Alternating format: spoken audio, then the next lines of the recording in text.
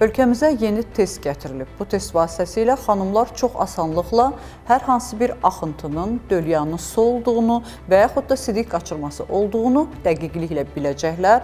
Bu barədə cərrah, ginekoloq, eyni zamanda süni mayalanma üzrə mütəxəssis Ülviyə xanım Mehdixanlı danışıb. Bu və digər maraqlı xəbərlərimizi isə izləyin, sona qədər bizə baxın. Saf televiziyasında tibb xəbərlərinin vaxtıdır. Studiyada Günel İbadovadır. Bugün paytaxtın Yasamal rayonu ərazisində yerləşən Milli Onkologiya Mərkəzində partlayış olub. Məlumata görə partlayış otaqların birində baş verib. Bildirilib ki, xəstə Mübariz Əliyev hadisə yerində vəfat edib. Həkim-radioloq Asif Nəsirli isə ağır bədən xəsarətləri alıb. O təcili olaraq xəstəxanaya hospitalizasiya olunub. Hüquq mühafizə orqanları hadisə yerinə cəlb olunub. Hazırda faktla bağlı araşdırma aparılır.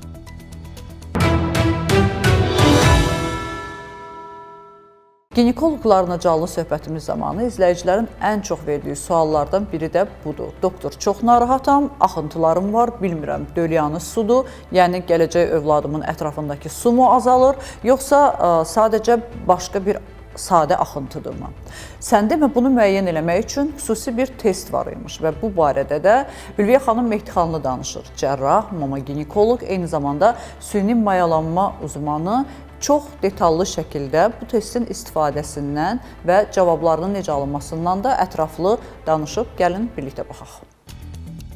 Hamiləlikdə axıntının mənşəyini müəyyən edən test. Hamiləlik dövründə müşahidə olunan maye axıntısının mənşəyinin düzgün müəyyənləşdirilməsi ana və döl sağlamlığı baxımından mühüm əhəmiyyət daşıyır. Ölkəmizdə tətbiqinə yeni başlanılan müasir diaqnostik test vasitəsilə qadınlar gələn mayenin dölyanı su, fizioloji axıntı və ya sidik qaçırma olub-olmadığını dəqiqləşdirə bilirlər. Məsələ ilə bağlı danışan süni mayalanma üzrə mütəxəssis uzman cərrah ginekoloq Ülviyə Mehdixanlı bildirib ki, bu test yalnız tibb müəssisəsində, həkim nəzarəti altında icra olunur və yüksək dəqiqliklə nəticə verir. Onun sözlərinə görə ev şəraitində aparılan müşahidələr çox zaman yanıltıcı ola bilər və bu səbəbdən peşəkar diaqnostika vacibdir. Bəzən ola bilir, həqiqətən həkim də ayırd edə bilmir, xəstə də ayırd edə bilmir.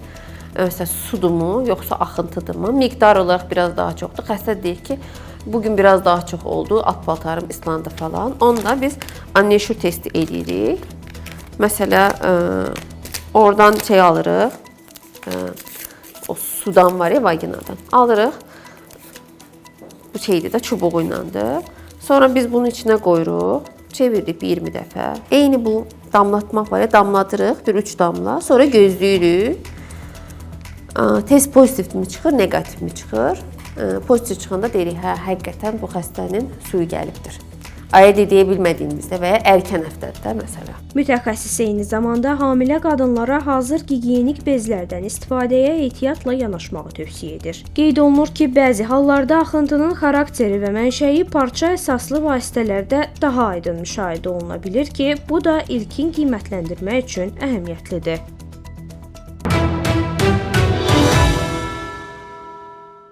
Biraz texnofobam, ona görə yeniliklərə birmənalı yanaşmıram. Amma məcburam bunları sizə də deyim ki, xəbəriniz olsun.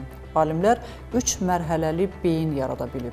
Bu deməkdir ki, artıq insan yaradır. Və bu səpkidə olan yeganə xəbərimiz deyil. Əgər bizi izləyirsinizsə, sosial şəbəkələrdə bizə abunə olmusunuzsa, bilirsiniz ki, dünyanın müxtəlif ölkələrində alimlər insan yaratmağa, canlı hüceyrələr yaratmağa meyillidir.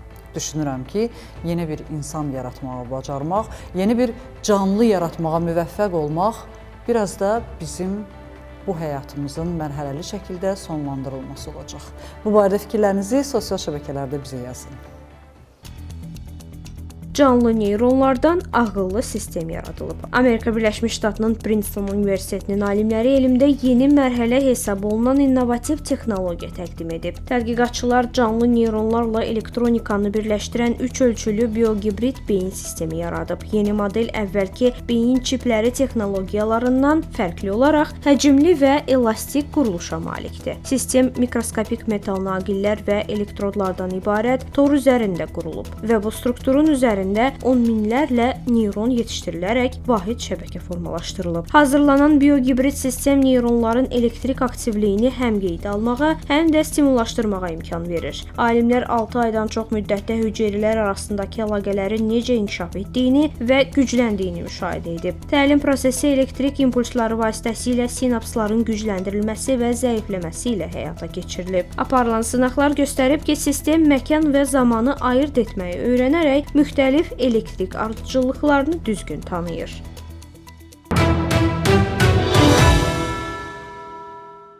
Xeyirxahlıq da insan xarakterinə məxsus olan müsbət cəhətlərdən biridir və əmin olun ki, birinə yaxşılıq eləyirsinizsə, xeyirxahlıqla məşğulsunuzsa, bir çox xəstəliklər sizdən uzaq olacaq. Bu xəbəri verməyimin səbəbi də məhz yaxşılığı təbliğ eləməkdir. Heyvanlar ac qalmasın deyə insanlar onlara tərəvəz yağışı qurublar. Baxaq.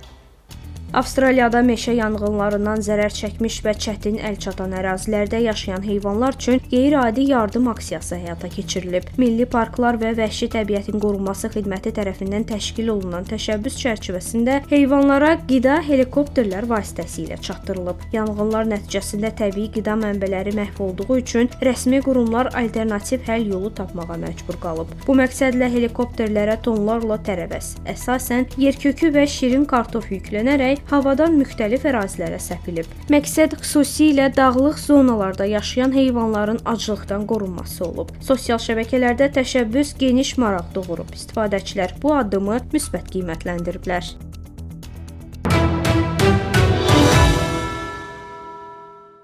Təsəvvür eləyin ki, əməliyyatdan sonra palatada uzanmışsınız. Gəlib sizə deyirlər ki, sizi sahilə, dəniz qırağına aparırıq. Nə hiss eləyərsiniz? Əlbəttə ki, sevincinizin həddi hüdudu olmaz. Bəli, məhz bu üsuldan Barselonada bir hospitalda istifadə edirlər və deyilənə görə pasientlərin əksəriyyətinin səhhəti çox daha tez yaxşılaşır.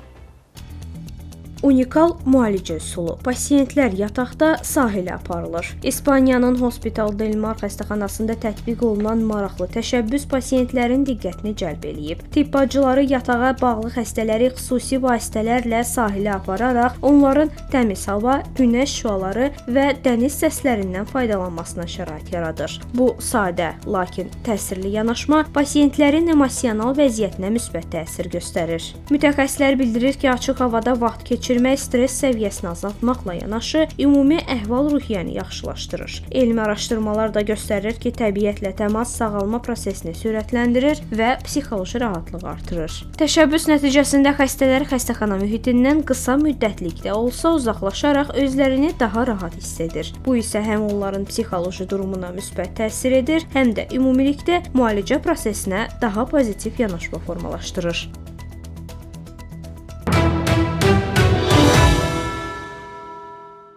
Bugünə olan səhiyyə xəbərlərimiz bu qədər. Dünyada və ölkədə baş verən ən vacib tibb xəbərlərini bizdən izləyin. Unutmayın, bilmək hər zaman bir addım öndə olmaq deməkdir. Özünüzü, doğmalarınızı qoruyun. Sağ olun, salamat qalın.